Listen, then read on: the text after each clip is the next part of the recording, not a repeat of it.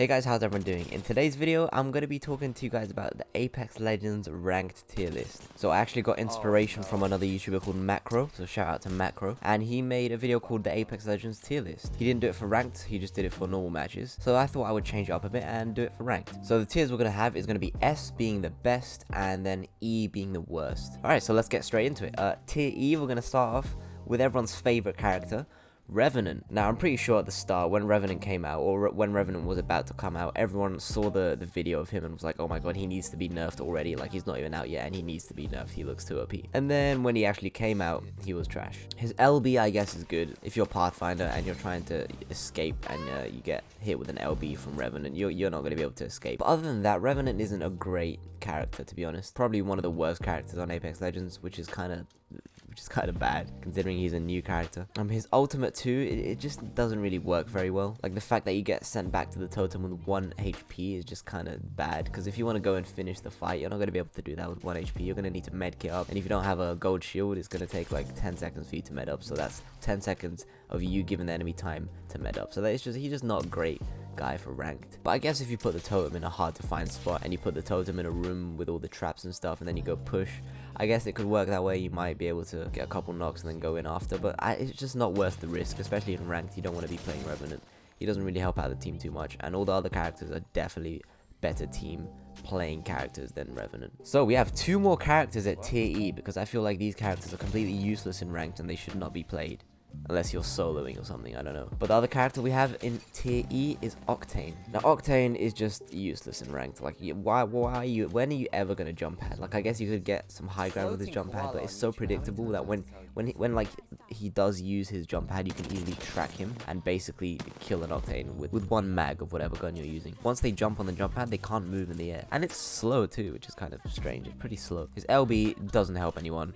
Yes, it gets him to locations quicker, but you're like in ranked, you're not going to be wanting to move super quick. You're going to be wanting to stay together. And if Octane is all the way up front, there's just no point, because then he could get killed. And it just doesn't help the team at all. So Octane, sorry, you're not a team player.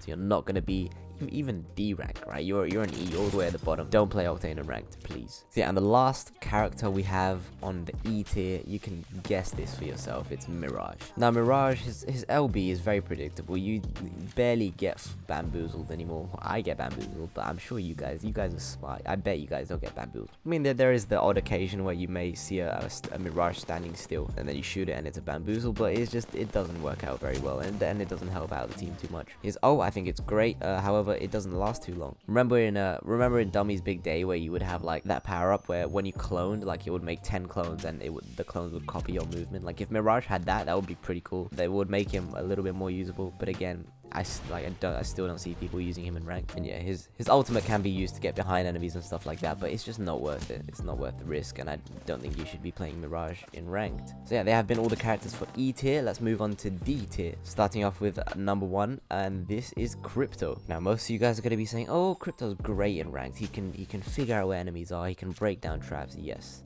he can.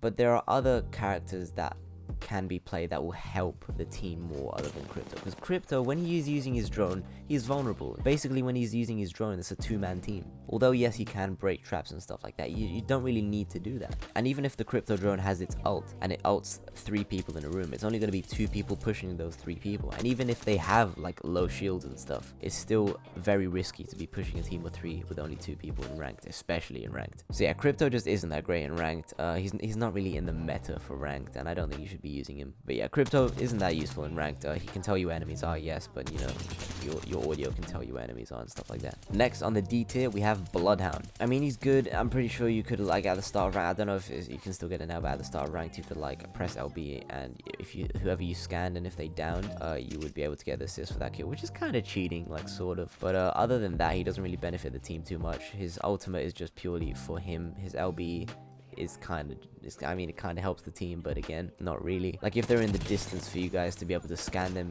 they're going to be in the distance for you guys to be able to hear them. So Bloodhound just is not a crucial character to be. So yeah, that was D tier. Now we're going to move on to C tier, and the first character in C tier is Bangalore. Now, Bangalore, I personally like playing her ranked. I don't do it often. I usually do play someone else, but Bangalore can be very beneficial. Her ultimate is kind of a herding tool. So if it's an end zone right in the open, and you're in a building and you're trying to push out, you throw that ult down, you stun the enemies, and then you push out, and her ultimate is great. And they've increased the damage on it too, so it does hurt a lot. Her LB too is very good. So for example, if you're getting shot from far away and one of your teammates gets down, you can smoke your teammate and get the red. She's also very helpful when you guys are trying to move to a different location in ranked. So if you're trying to move through an open field, you can smoke that field, and it's going to be hard for the enemies to figure out where you're moving through. But yeah, she's actually a very good character to be playing in ranked. I don't recommend it too much, but you know, if you want to be more aggressive, if you want to be pushing some more people, I definitely recommend using Bangalore on the team. So yeah, my favorite thing about Bangalore is her passive called double time. So when you're getting shot at, you move extra fast. It's especially helpful when you're fighting someone and then you do get that double time feature. You can strafe a lot faster, and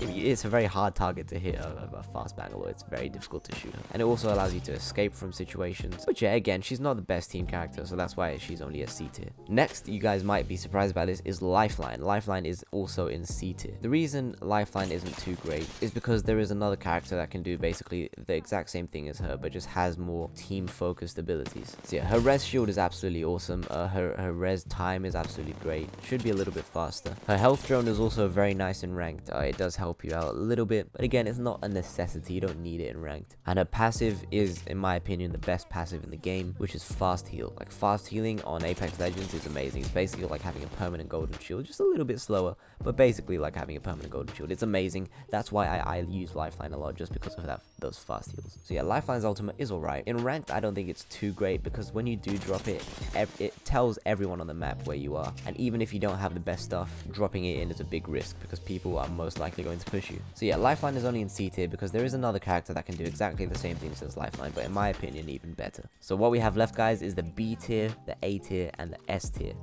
So starting off with the B tier, it is Caustic. Whoa, while he put Caustic at B, he should be an S. Caustic is the best character in the game. Now listen, I'm not a huge fan of playing with a Caustic on my team, although he's a very good character to hold buildings with. So the thing that lets me down with the Caustic is his gas and how it affects the teammates. It's annoying because it basically blinds the teammates, and if you're in the gas, you can't do anything. You can't shoot out of it unless you have a digi threat, but again, it slows everything down. It slows you down, it slows your aiming down. It's just not fun to be in a Caustic trap. Even worse, to be in an enemy's Caustic trap. Caustic is a very good character, though. He can hold buildings very well. If people see green smoke in a building, they are definitely not going to be pushing that. Like, if you're a Caustic and you get caught in the open, you're dead. Like, most other characters are small and skinny and they can dodge and weave and stuff, but if you're a Caustic, you're basically a Gibraltar, just with nothing, with no shields, no nothing, and you can't do much about it. But yeah, guys, if you want to be playing more passively, I definitely recommend you guys playing Caustic. He's a great character. Just, I don't like having him on my team because I get blinded, and I do like playing a little bit more aggressive. Next, guys, we are moving on to the A tier, then it's the S tier. So in the A tier, we have none other than Pathfinder. So his grapple is great. It can be used to escape, it can be used to push, it can be used to get some high ground on enemies, and it's just a good LB, and it just allows you to move around the map extremely quickly. But again, moving around the map extremely quickly is not a necessity in ranked, but it is helpful. His passive is absolutely awesome. Knowing where the next ring is gives you a really big advantage, because positioning is a very, very big thing in ranked, and usually it's the people with the best positioning who end up winning the game. Ultimate is the zip line. It's self-explanatory. It allows you and a team to move across the map pretty quickly, allows the team to get some good high ground, and allows the team to stay together, which is very important. So that's why Octane is at the very bottom, because although yes, he can move quickly, it's only him that can move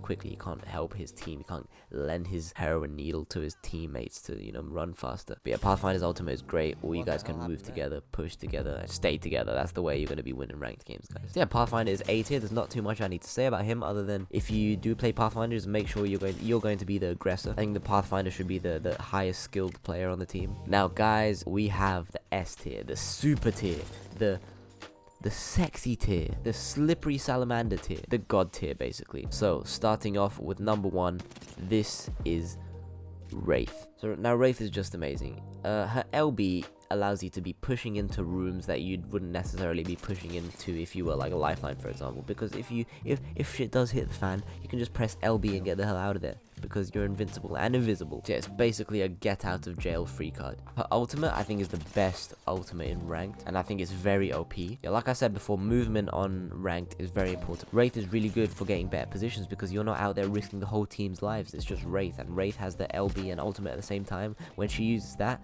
she's not going to get killed. So it allows you to easily teleport a whole team to another location. You should always have a Wraith on your team, in my opinion. Next, guys, we have Watson. Now Watson, the best holding character in the game in my opinion. Her ultimate is great, gives you free shields. You don't even need to loot up as many meds if you have a Watson in your team, because if you're holding down buildings, you just get inside that building, set up an ultimate, and you don't even need to use your shields anymore. So yeah, in my opinion, Watson is the best holding character because she doesn't stun your teammates, and it makes it really hard for the enemies to see inside, because although the color of the fences is blue for your teammates, it's orange for the enemies. So like for the enemies, it's very hard for them to see inside a room full of Watson traps. And no one's going to be pushing a room full of Watson traps because that's just stupid. However, she can be easily countered by Crypto, but that's the only good thing that Crypto is really good for. Still, he deserves to be in E tier or D tier, wherever he was. He's just not good. And the good thing about her passive too, if you use one ultimate accelerant, you get your ultimate straight away. So making sure to always carry 1 or 2 ultimate accelerants in your bag while you're playing Watson is a very good thing to do, because if you're constantly being forced to move locations, you can instantly set up in another room. Also, what her passive allows you to do is when her ultimate is down, your fences, you get a new fence every like 5 seconds, so it's very quick. So yeah, Watson is the second character for S tier. Now guys, the final character, you already know who he is, the big boy Gibraltar. Now Gibraltar 100% deserves to be at the very top. He has increased health. He has even more increased health with his bubble shield. No, his bubble shield, his arm shield. And imagine if you have a red armor with Gibby, that's just, you can't kill him. He's like Godzilla. His LB is amazing. His LB is just like a better revive thing than lifelines, because you throw the LB down, it's a big bubble that protects you from all sides, and it also allows you to res at the same speed as lifeline. Like, I'm so confused. Does lifeline even need to be in the game anymore? And he has, in my opinion, one of the strongest and best ultimates in the game, which is his airstrike, and it's especially good if it's like an open last zone. You throw that thing down and you won the game. There's nothing more to say about Gibby, to be honest. The character that I like to run in ranked always is a Gibby, Watson, and Wraith. That's the best combo to have in ranked, in my opinion. But yeah, that has been Floating Koala's tier list for Apex Legends. I hope you guys did enjoy. Let me know down in the comments below if you disagree, what characters you guys like to run in ranked and why. I'll be sure to be reading those, and maybe you guys will change my mind. But yeah, other than that, I hope you guys have a great day, and I will see you guys in the next video. Goodbye, kururubas.